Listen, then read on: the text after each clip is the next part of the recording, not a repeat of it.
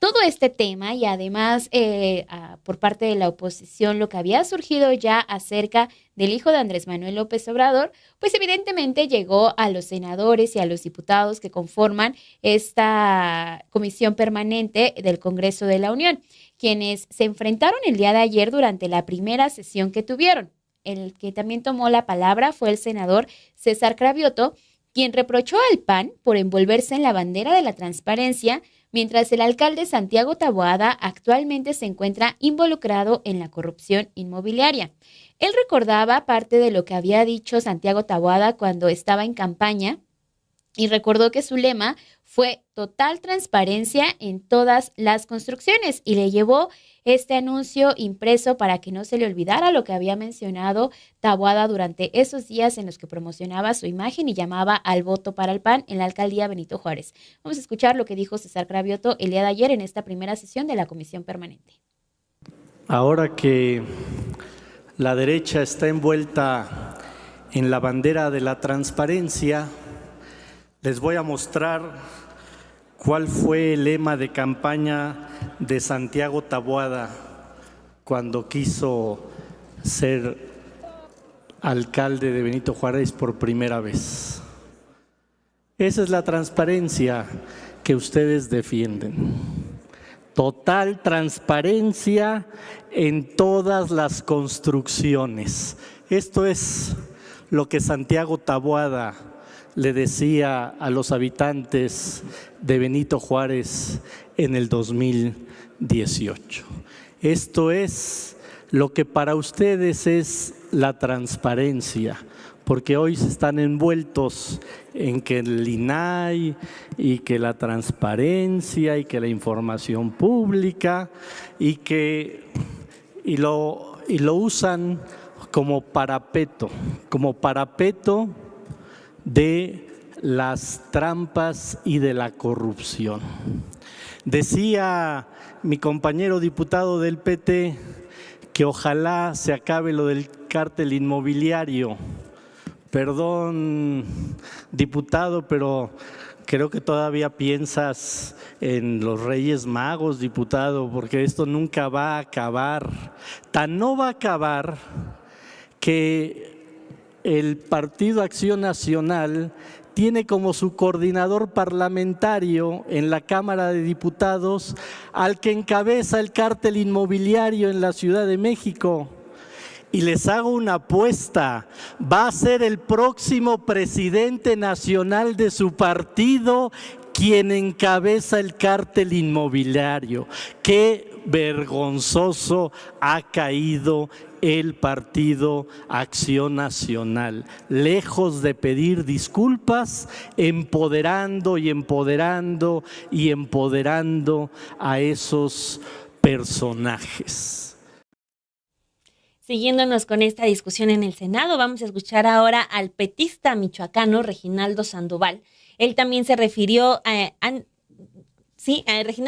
Sandoval, él también se refirió a la corrupción del llamado cártel inmobiliario al calificar al PAN como una banda de malhechores, delincuentes, ladrones que roban a la gente y que en el tema de la nación robaron al país, robaron a la patria durante 12 años. Por su parte, los legisladores de la oposición aprovecharon la tribuna para externar su opinión sobre el tema de los negocios de Andrés López Beltrán, el hijo del presidente. Jorge Álvarez Maínez, diputado de Movimiento Ciudadano, recordó la promesa del presidente López Obrador de que no aceptaría bajo ninguna circunstancia que miembros de su familia hicieran gestiones o trámites con el gobierno en su beneficio. Vamos a escucharlo. Por supuesto que es un tema y por supuesto que hay motivación y fundación para lo que está haciendo la Fiscalía de la Ciudad de México. Nosotros creemos que se debe llegar hasta las últimas consecuencias, investigar, deslindar responsabilidades. He visto el ejercicio que se ha dado a conocer donde hay 800 departamentos construidos de forma irregular en pisos. Y además yo les comparto algo que además pues, es público porque hago mi declaración patrimonial año con año. Yo soy afectado del cártel inmobiliario. Yo compré en uno de esos edificios que pidieron un permiso para 6 pisos y construyeron 9. Y por supuesto que esto es un secreto a voces en la Ciudad de México. Y por supuesto que se debe de actuar. Pero sí se puede criticar que haya persecución política y que haya un uso faccioso de la justicia y de las fiscalías, porque justamente creo que con la misma severidad, si se está del lado de la transparencia y del combate a la corrupción, se debe de investigar a Andrés Manuel López Beltrán y la red de corrupción que ha tejido, no de ahora, sino de hace varios años. Todo el mundo sabe que despacha en la Casa del Pedregal. Todo el mundo sabe que para contratos en cultura es con Andy, que para ser dirigente de Morena es con Andy, que para ser candidato de Morena es con Andy. Todo el mundo sabe que el veto a Ricardo Monreal lo puso Andrés Manuel López Beltrán. Todo el mundo sabe de esa traición a la carta del presidente el 13 de junio del 2019. Dijo el presidente en una carta dirigida a los secretarios del gobierno federal, al gabinete y a todos los servidores públicos de su gobierno: no acepto bajo ninguna circunstancia que miembros de mi familia hagan gestiones, trámites o lleven a cabo negocios con el gobierno en su beneficio a favor de sus recomendados. Esto incluye a mi esposa, hijos, hermanos, hermana, primos, tíos, cuñados, nueras, concuños y demás miembros de mi familia cercano o distante. Parece que nos anticipó a todos los que íbamos a ver con sobres amarillos. Parece que nos anticipó a todos a los que les iban a dar contratos en Pemex, a todos los que les iban a dar contratos en Conagua. Es una vergüenza que aquí los legisladores del régimen se atrevan a hablar de corrupción y a festejar lo que hace la Fiscalía de la Ciudad de México cuando saben que tienen la corrupción en casa, cuando saben que el hijo del presidente de la República es el primero que traiciona ese mantra que tanto repitió el presidente de no mentir, no robar y no traicionar al pueblo. Aprovecharon para decirse y recriminarse varias cosas, como hemos visto que sucede en el Pleno del Senado de la República. Pues sí, que se suben, en lugar de estar proponiendo, en lugar de estar discutiendo estas iniciativas, pues se habla de las problemáticas y de la agenda política, como pueden ser este tipo de casos del cártel inmobiliario y lo que sale de la supuesta corrupción también en el caso del hijo de Andrés Manuel López Obrador. Quien salió a defender a la gente del presidente López Obrador y a los familiares, pues fue Gerardo Fernández Noroña, el diputado del Partido del Trabajo, quien acusó a la oposición de haber matado al presidente cuando se contagió de COVID-19, y recordemos toda esta avalancha de comentarios que hubo en medios de comunicación de que sí había fallecido el presidente, que ya casi le estaban mandando las coronas también a Palacio Nacional. Pues esto es lo que recordó Gerardo Fernández Noroña el día de ayer. También aprovechó para enlistar los crímenes y masacres que han marcado a las gestiones pasadas y aseguró que la oposición básicamente no tiene argumentos sólidos y tampoco tiene memoria para recordar lo que sucedió en administraciones como la de Felipe Calderón y Enrique Peña Nieto. Vamos a escucharlo. Hacen todo tipo de maniobra, de machincuepa, y todavía se duelen. Y todavía se quejan que no hay debate, que no hay democracia, que es una dictadura. Estarían todos liquidados si fuera una dictadura. Mínimo estarían en la cárcel, estarían exiliados en otros países. Que nos pregunten a nosotros, hoy se cumple aniversario de la brutal represión en Atenco, que se les olvida, violaciones sexuales, personas detenidas, montones de cosas. Sí, se cumple también de la desaparición forzada de los 43 normalistas y de las matanzas que hizo tu presidente, el usurpador de Calderón. Cualquier cantidad de crímenes. Ustedes no saben más que repetir lo que les digo, pero si me preguntas te los doy en 2 minutos. Cualquier cantidad de crímenes, de remate del patrimonio nacional, de lesa humanidad, desapariciones forzadas, asesinatos a jóvenes en el piso. Lomas de Salvarcar, ¿te suena Lomas de Salvarcar, por ejemplo? ¿Te suena los 15 asesinados en Apatzingán? Una pareja, padre, madre, hijo, hija tirados en el piso, ¿te suena? ¿Te suena el Michoacanazo, más de 50 alcaldes? Ciudad Juárez, que lo menciones. Aborrecían al usurpador de Calderón porque hizo de un panteón Ciudad Juárez. No se podía vivir en ese lugar. No tienen vergüenza ni memoria. No tienen, aguanten los argumentos, van a venir a tribuna después.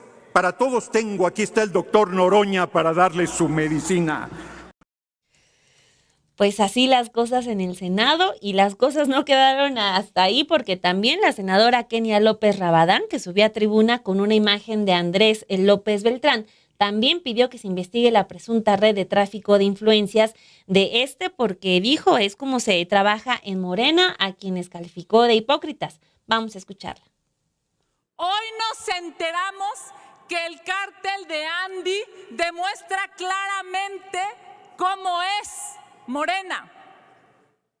Son hipócritas. Porque mientras hay 4 millones de nuevos pobres, ustedes viven en el privilegio. Porque mientras hoy en la Ciudad de México las mujeres y los hombres arriesgan su vida para subirse al metro, Andy vive en el privilegio, vive emborrachándose y disfrutando de los contratos que su papi le da a él y a sus amigos. Esto es una vergüenza, porque ¿saben qué, senadores? ¿Saben qué, diputados? México pensó que iban a ser distintos y no lo son. Son asquerosamente corruptos. México creyó que ustedes iban a defender a las víctimas y hoy, a 2 años de la tragedia de la línea 12, no hay un solo responsable en la cárcel. Un solo servidor público corrupto no hay en la cárcel. Bueno, y es que además Kenia López Rabadán ocupó los tiempos que le habían otorgado Grupo Plural y otros senadores para poder extenderse en su discurso, y terminó hablando de ciertas cosas como que un legislador que se siente doctor pero que no llega ni a hierbero. Empezó a decir varias cosas Kenia López Rabadán que para los diputados y para los senadores que estaban en este pleno no pasaron por alto, como la diputada de Morena, Julieta Ramírez, quien le pidió una disculpa por haberse expresado de esta forma, que un legislador que se siente doctor y no llega ni a hierbero, fue que le pide una disculpa a Kenia Rabadán porque dijo esto es de manera clasista lo que estaba diciendo, y también le dijo que no se había subido ni al metro muy probablemente, y escuchemos qué estaciones sí frecuentaba Kenia López Rabadán. Presidente, quiero recalcar aquí que me parece impresionante que una senadora que por cierto nunca ha tenido un solo voto del pueblo, que viene aquí creyendo poder ser candidata a la jefatura de gobierno de la Ciudad de México cuando nunca en la vida alguien ha votado por ella. Y eso se evidencia en su clasismo y en su racismo. Diga su moción de orden, diputada, por favor. Le exijo una disculpa a la senadora por referirse de esa manera a quienes se dedican a la medicina tradicional como hierberos y curanderos. A mucha honra. Y como dice el diputado Noroña, nunca han ido a un hospital público y tampoco se han subido siquiera al metro. Viven en su vida y en su burbuja de privilegios, diputado. ¿Con qué objeto, senadora Kenia López? Adelante, tiene un minuto. Solamente para decirle a la diputada que la verdad ni conozco, nunca en su vida ha hecho algo bueno, creo, porque no lo ubico, pero decirle que yo viví muchos años en la Venustiano Carranza, fui al CCH Vallejo, fui a la Facultad de Derecho, me subí durante muchísimos años al metro, sobre todo al metro Pantitlán. Conozco a la Ciudad de México desde sus entrañas. Y para que le quede claro, solamente agradecerle por mi destape.